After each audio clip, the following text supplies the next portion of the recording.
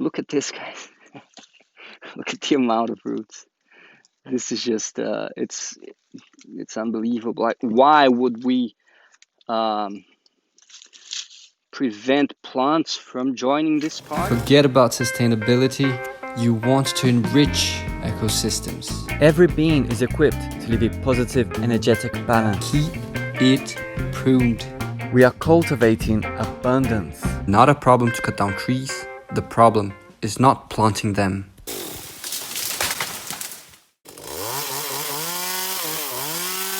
What is up, YouTube? Welcome to the Agroforestry Academy channel. Today's topic is composting.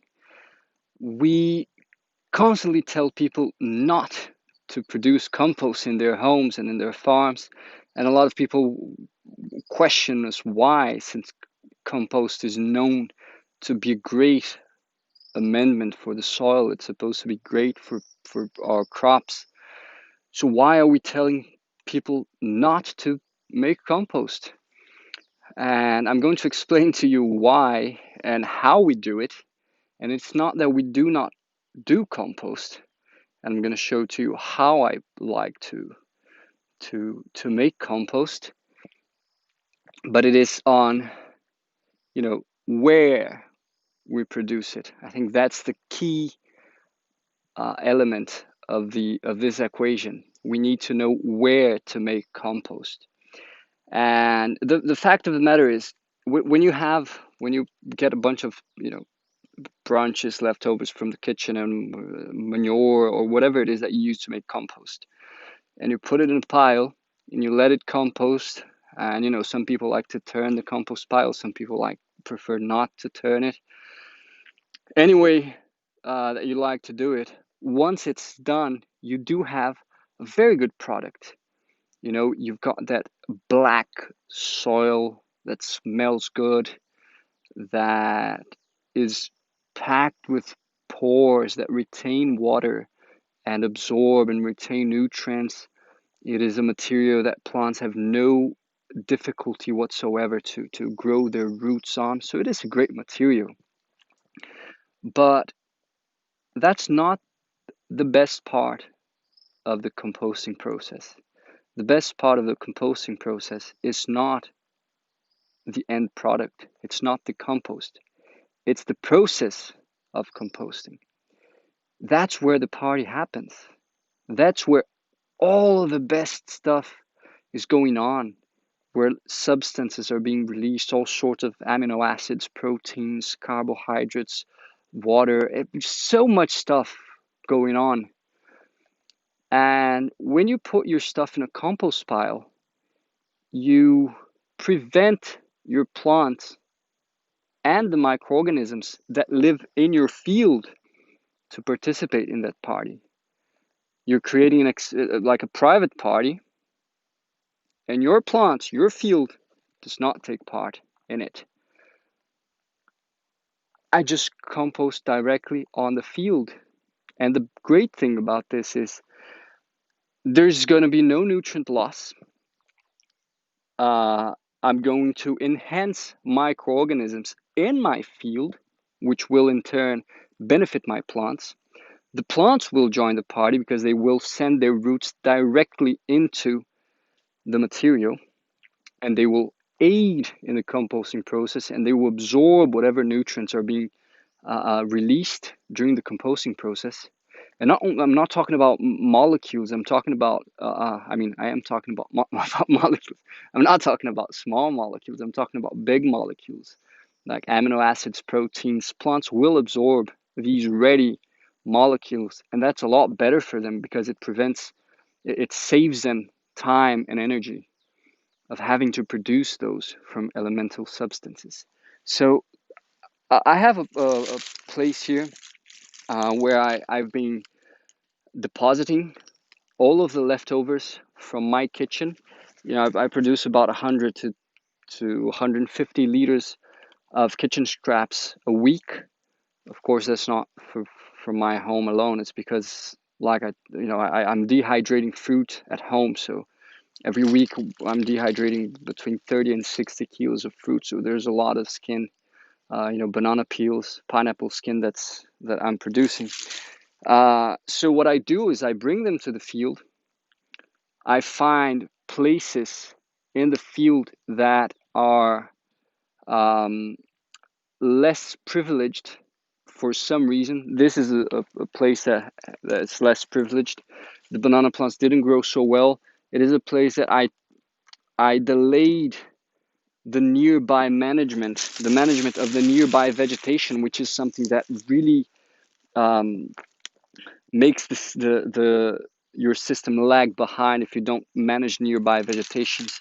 And I've done a video talking about that. You can check it out. I'm gonna link a card here. So it is a little spot that was, it lacked a bit of of lushness, of wealth, of richness. So this is where I choose to deposit my material. And right now, this material has been sitting here for 3 weeks, kind of about. I don't know the exact time, but it's somewhere around 3 weeks. And I'm gonna open it just to check out what it looks like. And I hope that I can show to you what I'm talking about, and that you can understand why it is a great method of dealing with leftovers. And then I'm going to show you how to do it. I've got a big bucket of leftovers here. I'm going to show you exactly how I proceed, and to talk about a few important details if you're going to do that. And lastly, I'm going to talk about when you should make a compost pile, because there are moments, there are situations in which it will be better for you to just make a compost pile and then take the compost to the field. So let's take a peek in here. Oh boy, this is so beautiful. There's a Brazilian agronomist, a woman called Ana Primavesi. She's one of the biggest references we have in regenerative agriculture, agroecology, and all of these holistic systems of agriculture. And she's got a book called, I don't really remember the name of the book, but there's a part of the name of the book which is Ask the Plant's Roots. Ask the plants and the roots, or something like that. This, for me, that makes perfect sense. So, we like to do things, especially me, coming from from the agronomy academy. There's a lot of science studies and mathematical equations for you to calculate how much potassium your banana plants need and all that. But I always, before asking the books, before asking the mathematical equations, I like to ask the plant's roots what they want, what they need. So check it out. This has been sitting here for 3 weeks, like I told you. And what is this? This is the banana root. Okay, it's coming inside the left. Look at this. Look at the amount of roots. Can you see the leftovers of the pineapples? There is no smell whatsoever. Okay, the pineapples are here. You can see the leftovers. They're not smelling bad because I had a good amount of organic matter. Look, more roots here. Let's dig a bit. See what else we find. Look, roots all along. Look at this. This is all new roots, okay, guys? You can see, look, there's a larva here of some fly, I don't know what, but these are young roots. These are new roots that the banana plant released just now, because like I told you, I just put this material here 3 weeks ago. Look, they're all around their roots. And the decomposition of this material will structure the soil underneath it. Okay, it's obviously gonna release humidity. Look at the amount of roots.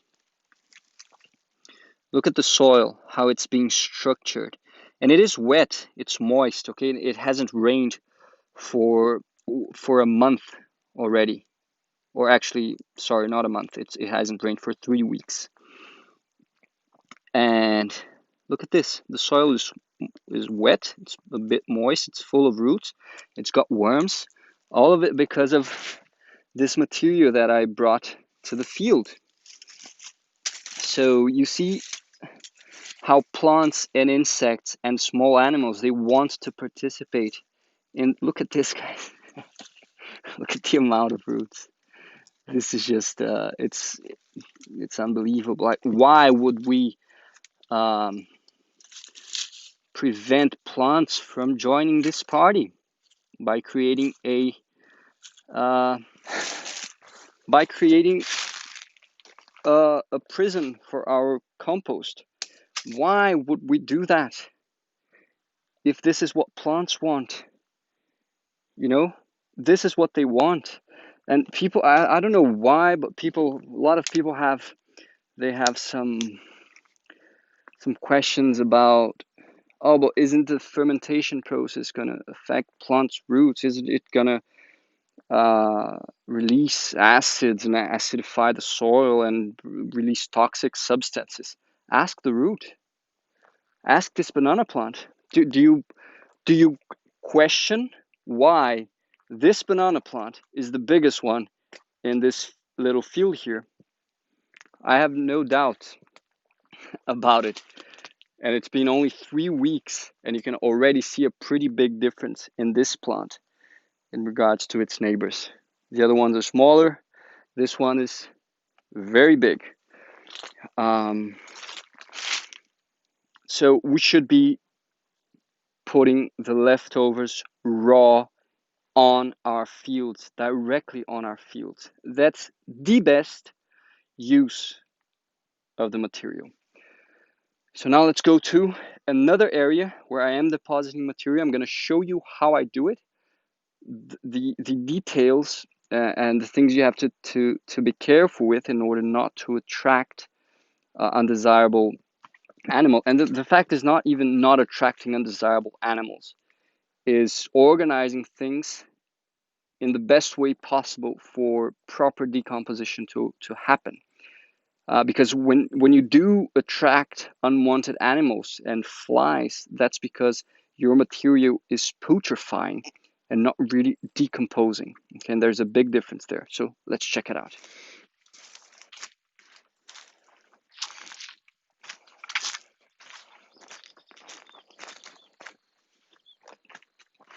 All right, guys, so this is another area that I am depositing material. This is the very edge of my plot. You can see that back there, there's nothing else.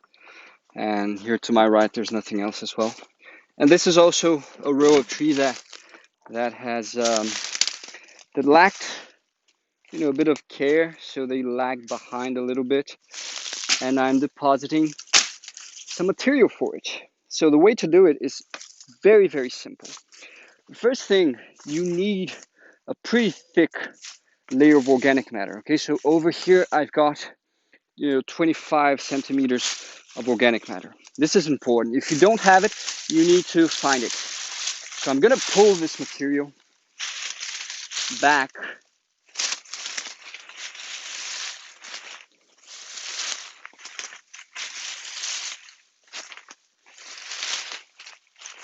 to really expose the soil surface. Maybe the twigs that are in the very surface of the soil, some wood, I'm going to leave be. Let me put this here to bring a bit more of this material back. Okay, this part here already received a deposit, so this is our limit for depositing it. Let me show you the material so that you know what kind of, well, actually I'm going to deposit it and show it to you here on the field. So basically what I'm going to do is I'm going to deposit a thin layer of the material. So I'm going to spread it out nicely. I'm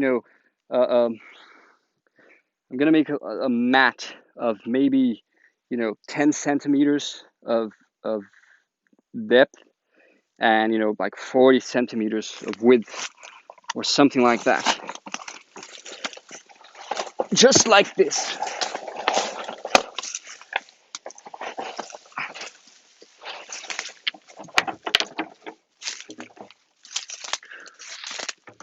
I have one more bag.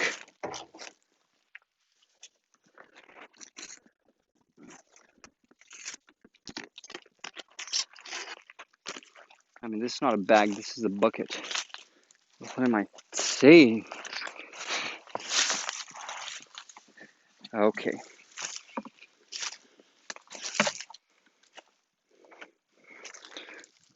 Let's take a look at it. So this is what the material looks like. There is about 50% sawdust here and, wood scraps, but you can see that the kitchen scraps are here. And I'm going to talk about why the sawdust, you don't actually need it. Those of you who are well acquainted with the science of composting know about the CN ratio, right? That's the carbon to nitrogen ratio. And you know that these kitchen scraps, fresh leftovers, are very rich in nitrogen, and you need a bit of carbon to because the microorganisms that are going to digest it, they need a certain amount of carbon for a certain amount of nitrogen. So the sawdust will add that carbon needed. But the point here is not that, because the organic matter that I'm using to cover will already provide the carbon, and since the materials, is all of it will be in contact with the soil provides the carbon. The microorganisms there, they get the carbon from the soil. Plants' roots are pumping carbon into the soil all the time. But the purpose is, since I only want to bring this material once a week to the farm, so I let it sit in my house for a week. I don't want the smell, so I just cover every time I fill in some 10 or 15 centimeters of material, I just cover it with a bit of sawdust to prevent smell. So that's the point of the sawdust. Of course, it's always good to add sawdust to the field. Sawdust is a great material. But in case you don't have that, and if it's something that you're going to be, taking to your garden every day, you don't need the sawdust. You just need to get the fresh material, open up your organic matter, spread it there in a thin layer, and then make a thick layer of brown material on top of it. That could be dry leaves, that could be dry straw, it could be shredded wood, whatever it is, but it needs to be a very thick layer. Just think, you want 3 times, if you have if your kitchen scraps, if your leftover material has like a 10 centimeters, 4 inches, if it's 4-inch thick, you want a 12 or 15-inch thick cover with brown material. So let's organize this material a little bit. Let me see if I can do this while I hold the mobile. This is pretty thick, so I'm gonna use this fork to spread it out a bit better. Let me get the mobile in there on the floor. I mean, that's why I have a tripod, isn't it? Makes no sense having the tripod if you don't use it. There's all sorts of stuff here. There's paper. I always throw paper in here. When you broom your house, you can just get all that you gathered by brooming your house and just throw it in the garbage as well. There is cardboard. There are matches, matchboxes, anything that's organic. Okay, this is a pretty already decent. It's got about 4 inches. Now I'm gonna bring the material back, the brown material back, and I will see if it is enough, or if I might need to bring some more material in order to provide enough cover for this fresh material that I just deposited. And I think I will have to bring some more. because I don't think this will be enough.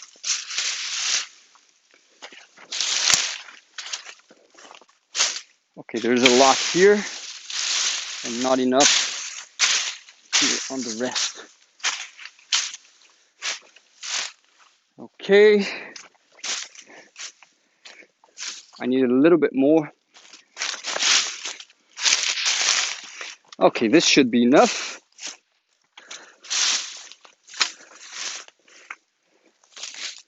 Great.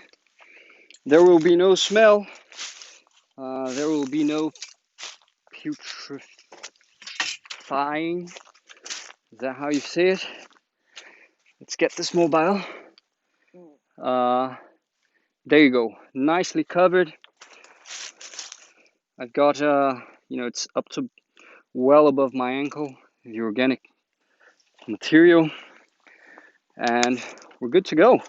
You can see that these fire ants are working on the material because fire ants thrive on high nitrogen material. You can see that they like to, they eat dead bodies. They get dead frogs and stuff like that, and fresh stuff. They eat fresh stuff, and really high nitrogen. So doing this also stimulates fire ant population in your system, which is good because fire ants are a great sign for your system. They belong to richer systems than leafcutter ants, and the fire ants will expel the leafcutter from your fields. They will actually fight and kill leafcutter ants. I've seen it happening. Although they're smaller, they're a lot more vicious. You know that. They're killer ants, man. Right. So now that we've done this, let's talk about when you should not do this and should make a compost pile instead. I think it will be cooler if I do this taking a stroll around my system. So let me get this right. Think about compost piles as a savings account. So when do you put money in your savings account? When you've got nothing better to do with your money. That's when you do it.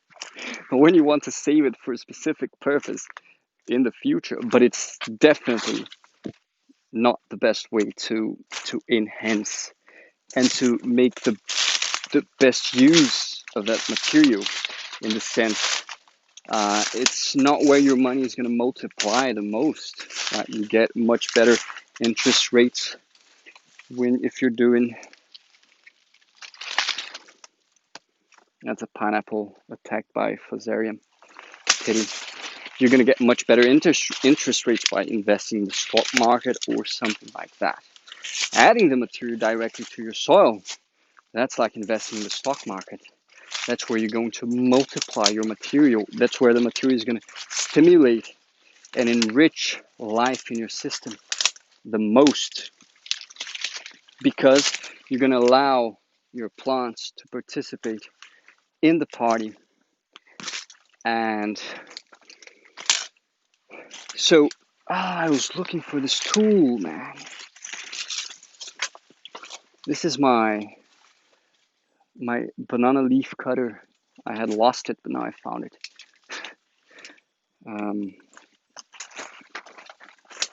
Another good pineapple here. This one is nice. So if by any chance you have too much organic matter, like too much leftovers, if you manage to get your hands on, you got to deal with restaurants and you're getting a huge amount of these leftovers, then you might want to compost them in a compost pile, because you're not going to be able to use it all at once. So it is a way to store material. Composting is a way for you to store that material that you cannot use at the moment and you don't want to let it go bad, right? It's a way to maintain as much as you can the nutrients and to create a pretty good product. Compost is a great product. It's just not the best use of the material, but it is a way for you to store it. It is a way for you to avoid losing it. It is a way for you to save it for future use. And honestly, that's the only way I would suggest for you to use compost. Or not for you to use compost, but for you to make compost. Okay. So if you've got material, don't compost it. Use it raw in your field. If you buy compost as an initial soil amendment for your vegetable garden or something, I think that's perfectly fine. It is a great soil amendment. It's just not the best use for your material. So treat your material with respect and use it in the most efficient way possible and allow your plants to join the party. All right, that's the final message that I want to say once again. Thank you for watching. I hope you enjoyed it. I hope it made sense. If you've got any doubts, do leave them here in the comment section. I'll try my best to answer them. And if you're new to the channel, check out our full agroforestry course where we talk about this concept and many others, all of the philosophy behind agroforestry and syntropic farming. And if you want to take a step further, if you want to support us, if you like our work, and if you want to enhance even more your agroforestry journey, consider joining us on Patreon. You can join us for as little as $7.90 a month. There's a link here. You're going to get access to extra material that we're releasing every week, some complimentary material to the videos. You're going to participate in the monthly Q&As that we have. And so, we're going to be able to dedicate more time to your questions and all that. So there's just a bunch of goodies. And it is a way for you to support us in making this content, which we just want to really make it free for everybody in the world to be able to access it. So thanks a lot for watching.